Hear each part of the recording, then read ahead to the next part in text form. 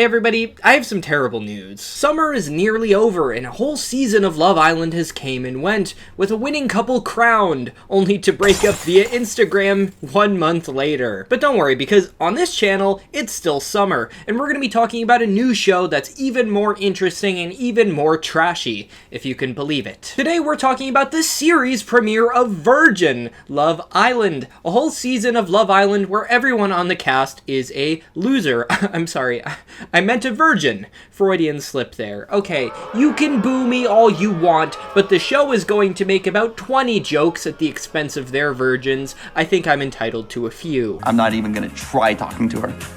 Not even gonna try. Michael nailed step 1 of staying a virgin for life. The premise of the Hulu original Virgin Love Island, the real title being Are You My First, is more or less as advertised. 15 virgins, all in their late 20s, are gathered on an island or some other nondescript tropical location where horses are just allowed to roam and chill on the beach, and they all have to couple up or risk elimination. Although I should use the show's terminology because it doesn't call them eliminations, it calls them virgin sacrifices. The implication there being the sexless singles are going to just be thrown into an active volcano when their time on the show is over. Virgin sacrifices. Oh. Why do I find this show worthy of discussion and review?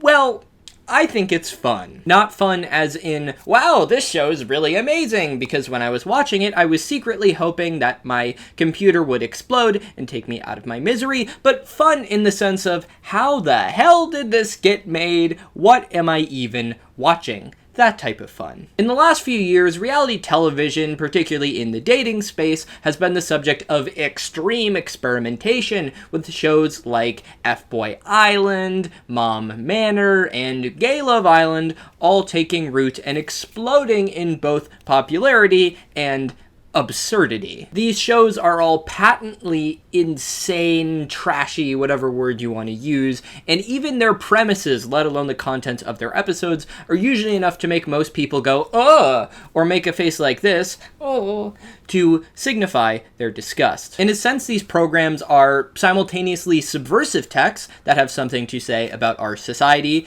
in this show's case, about virginity, but simultaneously, they're also tremendously trashy pieces of content designed for the lowest common denominator. Ultimately, that's why this show piqued my interest, and maybe that's why you clicked on the video, to answer a simple question: what happens when you put a bunch of virgins on a dating show? I bet it's messy. You're right. It is tremendously messy. We're going to see some of the most awkward flirting a person could ever even fathom. We're going to see a litany of jokes made at this poor gast's expense, coming from both the narrators and myself, but we're also going to see a program on television earnestly try to tackle the subject of virginity and its modern societal stigmas, while also relentlessly mocking it. This is huge. This is more important than my child being birthed. So it's time to break down the pilot of Virgin Love Island, Are You My First? And if you want to see me cover more of the show, please like this video, because my roommate gets very, very angry at me when I watch this in the living room, because watching this program in a common space is the roommate equivalent of chain smoking inside and refusing to stop. For my health and well-being, I should. Yet, inexplicably, I can't. Hey, look at that. 2 videos in 1 week. Looks like someone on my team has been a lot more productive. Thank you, boss man. My editor editing, Pat. But hey, didn't we just go out last night? Being in my 20s to 30s, I can't help but have a brewski or twoski. Rough mornings be damned. There's no need for that. Thanks to today's sponsor, ZBiotics. ZBiotics Pre-Alcohol Probiotic is the world's first genetically engineered probiotic.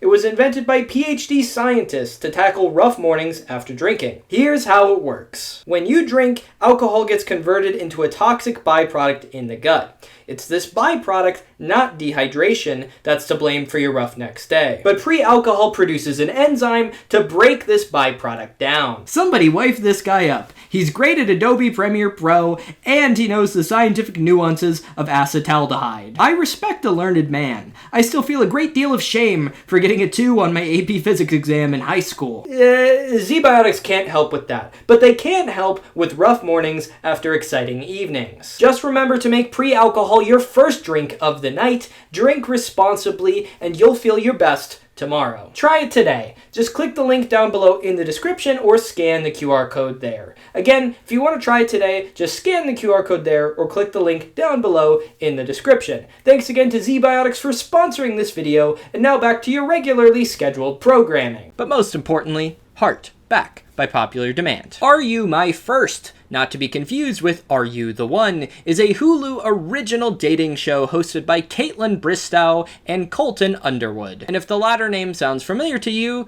that's probably because he is a fairly famous person in the reality TV space. Colton Underwood was on The Bachelorette and The Bachelor, and he eventually would find a girlfriend from the show, then they would break up, and then she would acquire, and then later drop, a restraining order against him over his alleged stalking before he comes out of the closet as gay. I don't know why I said it like that. I mean, I'm gay. I have nothing against the gays. Suffice it to say, Colton has a rather complicated history with reality dating shows and with sexuality more broadly. He briefly alludes to this when he's introducing himself to the virgins. When I first started looking for love on The Bachelorette, I was just like all of you, a virgin. The pressure of being a virgin made my time so much more difficult. Right, Colton. That was the issue. That was why your time on The Bachelorette and The Bachelor didn't really go that well. It was your virginity, not, the fact that you were in the closet and had been on Grindr and had hooked up with men well before even appearing on the show. You said it's the cigars you smoke that's gonna give you cancer. It's the T-bone steaks you eat that are gonna give you cancer. And, okay, this actually brings me to a rather philosophical point I would like to talk about as it relates to virginity.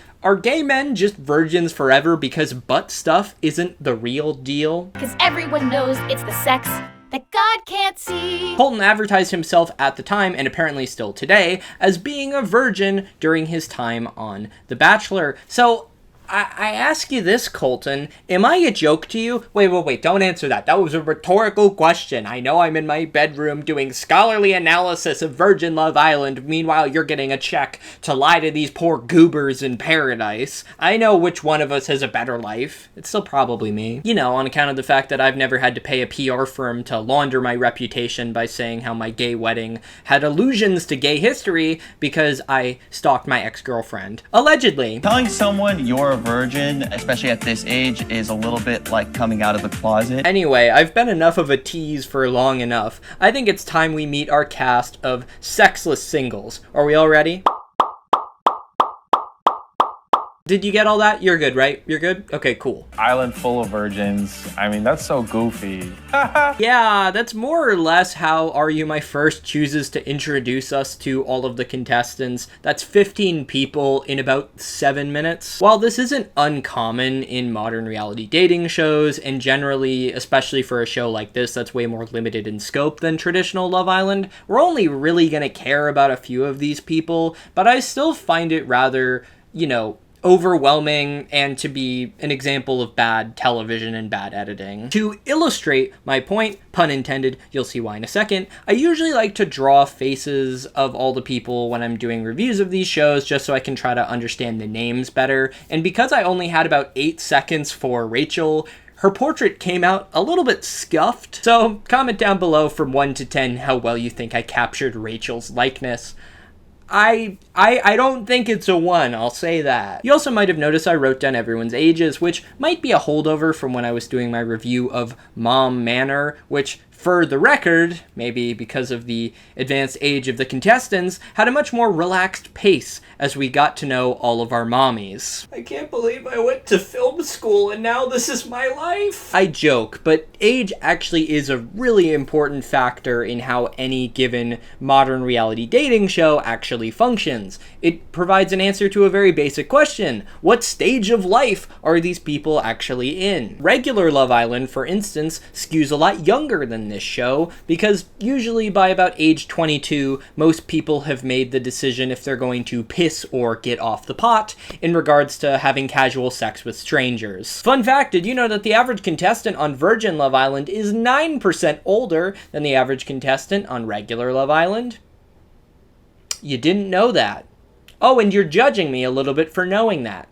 Yeah, that's fair. While the contestants on Virgin Love Island may be on average a full 2 years older, they still have a sense of youthful whimsy. I feel like a child sometimes where I'm like, well, that's probably not the right thing to say. Whoa, I didn't realize I was watching that type of show. How often do you get to fly to an island filled with virgins? So, pause. Do I need to pull the alarm that rhymes with Fleffrey Flepstein? And FYI, tonight we're throwing a white party. Okay, somebody, pull the alarm, because, and can we get an alibi check on P. Diddy? Because if we do not keep him in jail, he is going to run through this villa like a sex pest forest fire. My shoehorned bit aside, that was Maddie, the first entrant into the villa and our first real narrator, and this is our initial opportunity to see what Are You My First believes a virgin to be. I'm here because I would love to fall in love and meet someone to lose our virginity. Sex is scary because penises are scary looking. They're literally like, no. I think we might need to let Maddie cook for a second. Let's hear her out. One truth that I do think we need to be a lot more open about is that, fellas, the penis is not God's gift to anyone. They more closely resemble a crying naked mole rat than they do something that is aesthetically desirable. That all being said, Maddie, you need to be telling this to a therapist, not to a commentary YouTuber, and by extension millions of people who were bored and owned Hulu. Although I am starting a new advice podcast in the next few weeks, there should be a link down below in the description, so stay tuned for that. And I think this is going to be necessary because while the world doesn't need more podcasts, it does need better advice, because if you Google this exact same question, I'm afraid of penises, what do I do, and go to Quora, an advice site, you get some rather odd pieces of guidance. Let's take a look at one. First, a hug from Chile. Second, a recipe. He then proceeds to give the recipe, and frankly, it's nauseating to think of sex in such culinary terminology. Before continuing to add, quote, guarantee you that this way you will have an explosive orgasm, parentheses S. Share with us your experiences. You know, well, on some level, the internet is quite novel. I mean, circa 1999, it would have been almost impossible to get such lurid sex advice from Alejandro, the 60-year-old civil engineer and road safety specialist. But I'd like to think on my podcast, I'll be providing advice that is, if not better than this, certainly significantly less creepy. Unfortunately, this is all more or less completely irrelevant for Maddie unless she wants to come on the pod. Because yeah, this is all pre-recorded, and right now, she is coveting Noah, a 25-year-old virgin Mormon. That almost felt like an oxymoron. Unfortunately for Noah, he doesn't fit into any outdated stereotypes that one might use to describe Mormons. What's the harm in like exploring two relationships? God damn it, editing Pat. You know that Mormons aren't allowed to do polygamy anymore. It's just an outdated cultural cliche brought about by the Book of Mormon musical and, well, actual Mormons doing it for like 100 years before they collectively weirded out the entire state of Illinois and had to move. I mean, sure, the founder of Mormonism has a Wikipedia page entitled Joseph Smith's Wives plural, but you can't laugh at that, nor the associated but very convenient wife timeline chart that's put also right there in the article. But you can't laugh at either of those in the comparison that you might have to good old Noah here, who just wants to date 2 women. Instead, how about you laugh at how he's bad at flirting? Okay, you seem pretty normal though. I was really worried that it would be like a ton of weirdos. Remember, fellas, if there's one thing a woman wants to be called, it's normal. We're gonna leave Noah to his pursuits of exploring multiple women. That's really just between him, the editors, and his Mormon god, because right now we have to talk about the Virgin Cocktail Bar. And, you know, this would be the real deal breaker if I was trying to find somebody and I wanted to be on this show, not gonna lie. Sure, I mean, maybe the fact that I'm not a virgin, if we're going by regular people standards and not Colton Underwood homophobic standards, maybe that's more of an issue, but I'm gonna be honest, I can't do Are You My First sober. I mean, think about their sales pitch to somebody who wants to be cast. Hey idiot, come on this show where we laugh at you and make fun of the fact that you're 32 years old and you're still a virgin, and we put an insulting chyron underneath your name, and do all of this while drinking virgin pina coladas. I mean, that's not very convincing. Guys, don't pursue me. Look, before you get all angry in the comments, do I need alcohol to have a good time? No. Would Would I need alcohol to make up for the associated PTSD for having my virginity at an advanced age being the butt of a national joke, all while I'm meeting 14 strangers and seeking their validation so that I don't turn into a virgin sacrifice? Yeah, I'm gonna need a brewski or twoski for that one, and if that makes me an alcoholic, so be it. That being said, I think if I brought that story to Alcoholics Anonymous, they would laugh me right out of the room just in time for me to be cast on Virgin Love Island All-Stars. But I promised you somewhat serious mediations on virginity from this very unserious show, and I think it's about time I delivered. So let's listen to what narrator Colton Underwood says to bring us into the season. Virginity has always been something taboo, whether you've lost it or not.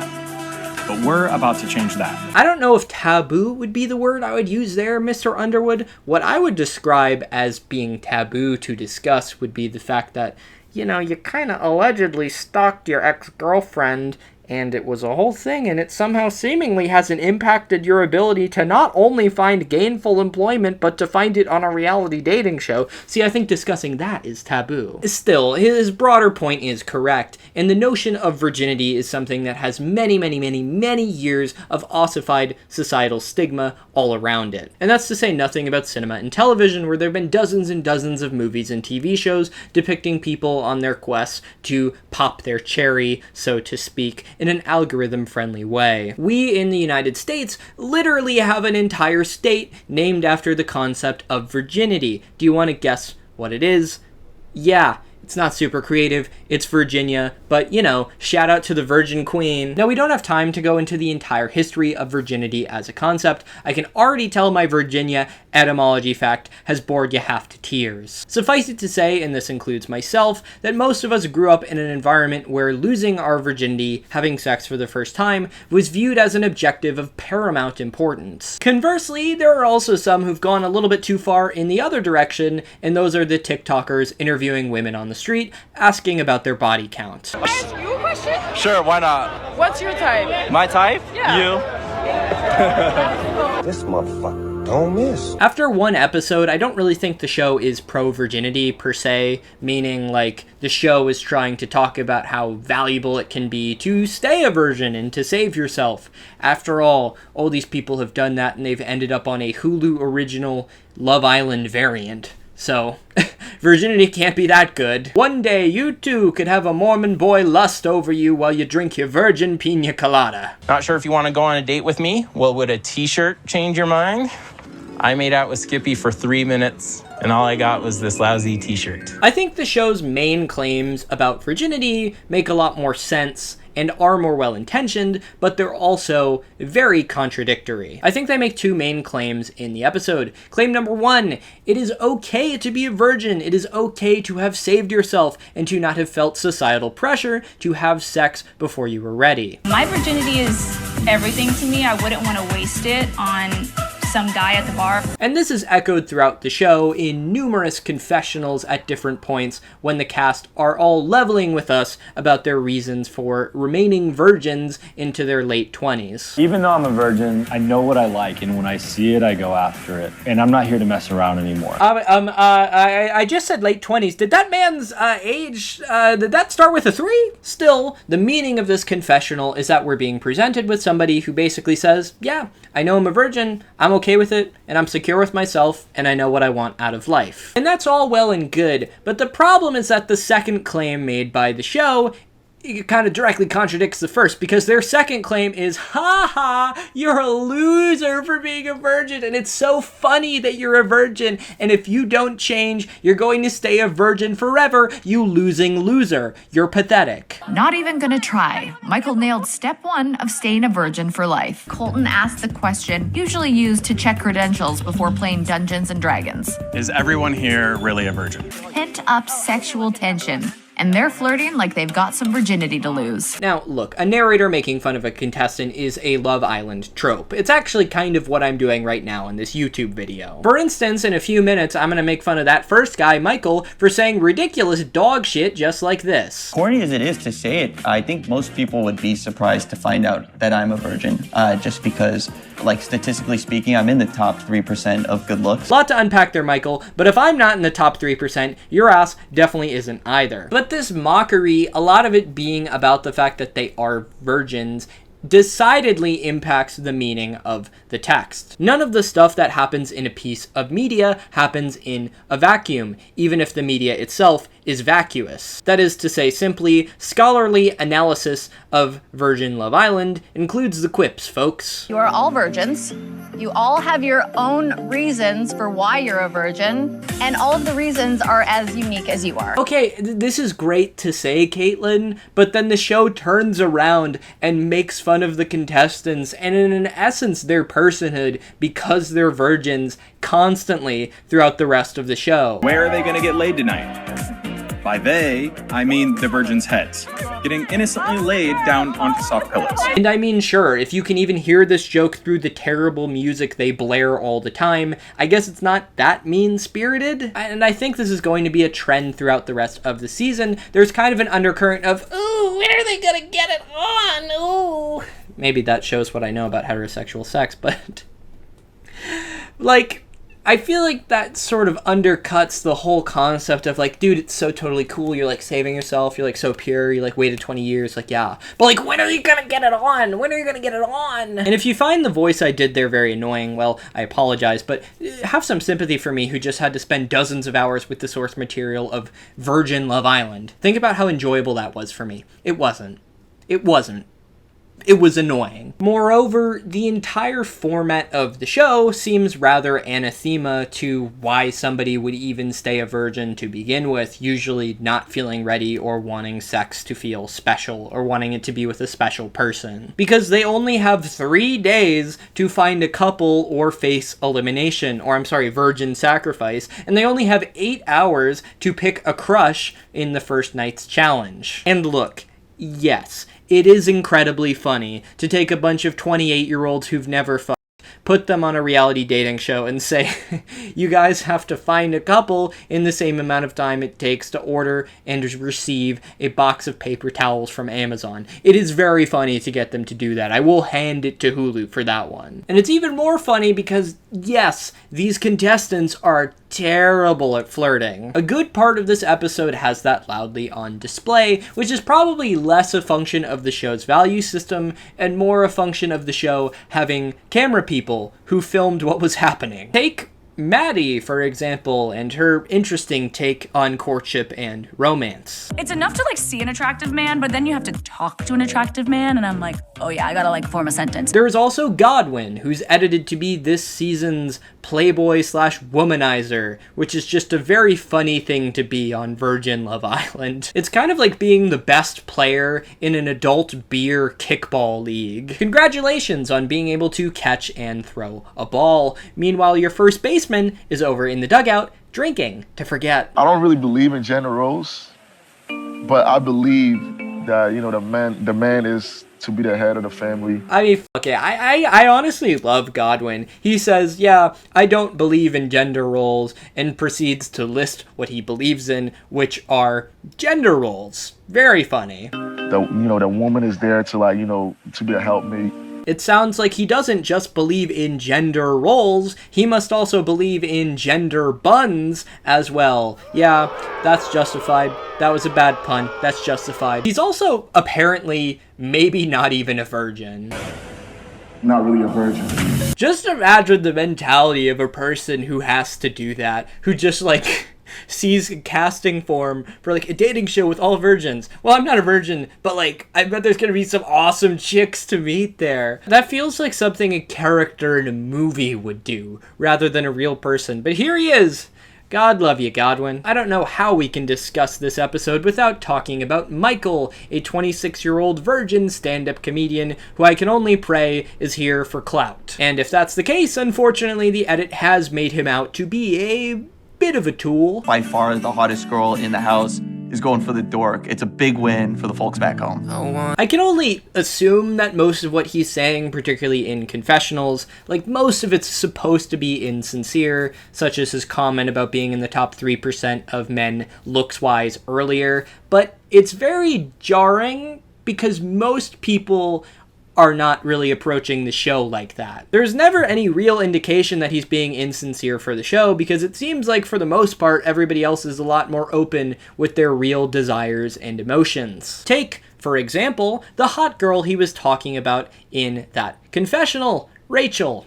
Yeah! Give me a microbead! You may be wondering, dear viewer, why a 30-year-old virgin woman is coveting a micropenis. This desire for a small phallus probably strikes most of you as odd, and maybe the girls and the gays will relate to me with this story, but when you bring a man over and the underwear comes off and you just see it, yikes. Alright, well, there's really no need to be euphemistic. I'm just gonna come right out with it. I once hooked up with a very sexually forward man with a micropenis, and it was a very negative experience. Not because the sex wasn't satisfying, although it wasn't. It kind of felt like a mosquito. No. The reason I found it... the reason I didn't find it to be very satisfying, besides the obvious reasons I didn't find it to be very satisfying, is because I felt such a great deal of sympathy for this poor guy in his penile predicament. Although he didn't really want to bottom, so maybe we can blame him a little bit. But you don't choose to be born with a micropenis, the same way one doesn't choose any variety of genetic misfortunes like hair loss or lung cancer. And I would put all of these three things in the same bucket as all being equally calamitous. So, Anonymous Microman, I do hope you're doing okay, and if you're not, Rachel could potentially be out there waiting for you. And if you thought that lengthy and kind of sad bit was TMI, well, I would advise you not to watch the show, because there are not one, but two entire segments where Rachel goes into, a good amount of detail about her medical misfortune. She has vaginismus, which is the condition where your vagina has incredibly painful muscle contractions whenever something tries to enter. Vaginismus. I hope my somewhat tactful and rather medical description of what that is enough to save this video from demonetization, although I do have to kind of hope that the robot algorithm guy overlooks my whole micropene bit. Don't get me wrong, there's nothing wrong with this at all. It's actually a surprisingly common condition amongst women, and I actually respect the show a lot for having Rachel come on and talk about this. What I am criticizing is Michael's sort of lackluster response when she pours her heart out to him by the pool. Thanks for telling me that. That seems challenging. It seems challenging? Michael, negative, Riz. That's what you tell a woman when she talks about how her email job has a toxic office culture and they're trying to make her come into work all 5 days instead of her hybrid situation, which she really enjoys. This is a serious medical condition. Let's show a little bit more sympathy, my guy. That's so goofy. I guess he prefers to show his affection in other ways, like painting, because that's this episode's challenge. The virgins have to paint each other to signify that they are crushing on each other. Oh, little smiley face. I think he meant that to be cute, but I'm kind of getting a creepy vibe from that. It kind of reminds me of like the smiley face from Watchmen. I don't think that's a great look, Michael. And he just keeps pissing me off because he also has this move that he does that he clearly felt good about. Okay, point taken. I will stop shitting on Michael. Fine, you win. I just found it sad when his sexy dance reminded me of the Monster Mash music video. Okay, fine. Now I'm actually done now. I'm actually done. And I'm gonna stop making fun of him because it turns out his bullshit might have actually worked. Let's take a look at Rachel's turn. Give me your ring finger. Oh. Come on, Rachel. Okay. So they have known each other for like 8 hours. And I thought lesbians moved quickly. I thought Mormons moved quickly. They both have fucking shit on Rachel, who moves like the goddamn Ezra Klein Flash. This is editing, Pat. He clearly meant Ezra Miller. So, okay. I apologize, Michael. I was not familiar with your game. I thought we just had a proposal on night one. No, Colton, believe it or not, the people on Virgin Love Island are actually going to be a little bit more cautious than you were when it comes to getting engaged to someone you met on reality television. This entire challenge was uncomfortable and ridiculous, but there's one more personality I want to leave you with before we wrap up the breakdown of the pilot. Let's meet Katya, who has the bold strategy of painting every single man. While most of the women went with 2 to 4 guys they had a really good connection with, she said, fuck it, I'm gonna do the romantic equivalent of eating 8 full plates at the all-you-can-eat buffet. Okay, Okay, wait, who was that? That's for me to know and for you to find out. This statement doesn't even make any sense, because why are you saying this, Katya? Like, presumably you know your strategy. Like, you go up to these guys and you're like, yeah, I'm gonna paint everybody. So why are you trying to be fake mysterious? This just feels so ill-advised. I mean, like, do you know how little you'll have to do to be labeled as the slut of this season's Virgin Love Island? They're all virgins. If you kiss 2 people, you'll be the slut. If you paint everybody, you'll be the oh my god, Katya. Katya's like someone that I think I would vibe perfectly with, but she like painted everyone. Oh, I was right too. Oh, I was right. God damn it, Katya. Why don't you just use that paint to paint a big old giant A on your chest, scarlet letter style? And in case you need any reminder of who marked you. I wasn't being literal. Oh my god, Katya, I wasn't being literal. Oh, I was not being literal. I did not think you would do that, Katya. Oh my god. In addition to that clip I just showed you being quite uncomfortable, I will give Katya credit because she has one of the best confessionals I've seen in an episode of reality television this year. I haven't lost my virginity because I don't lose, period. There's power in having sex and there's also power in withholding. All right, I will be collecting everybody's Stan cards, or as they're called in this show, V cards. That's a real thing you can win on the show. We don't have time to talk about it, so just let it lie. We'll move on. But all your cards are going to be for Katya because she is clearly iconic. Do you think Anne Boleyn went from Lady in Waiting to Queen of freaking England because she put out? Methinks not, darling. So, for those of you who are unfamiliar with English history, which apparently also includes Katya, who made this comparison, Anne Boleyn was Henry VIII's second wife, who, quite famously got beheaded. That was Greensleeves, a traditional English ballad about the beheaded Anne Boleyn. So, yeah, I don't know if Anne Boleyn is quite the virgin girl boss you think she is, Katya, because she literally was accused and executed for sleeping with 5 different men who weren't her husband. The trial was probably BS, but still, I don't know if she is the virgin girl boss icon that you think she is. So, the pilot. Are You My First is at times kind of wholesome, completely ridiculous, and frankly a trashy abomination, such that there is any value to be gained here at all, which admittedly regular Love Island has almost none of. I think it comes down to a commentary about virginity, especially in the 21st century, in our current moment. The concept of virginity, especially when we were growing up, is such a loaded one. It's something that almost everybody deals with. Conversely, you know, in regular Love Island, I can't empathize with being a 22-year-old with an 8-pack from Manchester who hates women. I just can't empathize with that. Oi, bruv, you know what I love? The gender pay gap. I think as the show progresses, it may actually have a lot more to say when it comes to virginity, and it may actually be kind of interesting.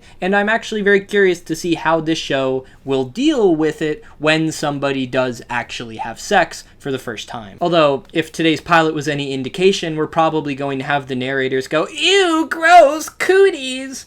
But hey, on the bright side, that makes my job of mocking the show a lot easier. But that's gonna do it for me, guys. I hope you've enjoyed the video. If you've enjoyed it, like, comment, subscribe, all that fun stuff. Comment down below. Have you seen the show? Do you want me to cover more of it? You want to talk about virginity? You can do that as well. But as always, my name is Patrick, but my friends call me Pat, and I'll see you for the next one.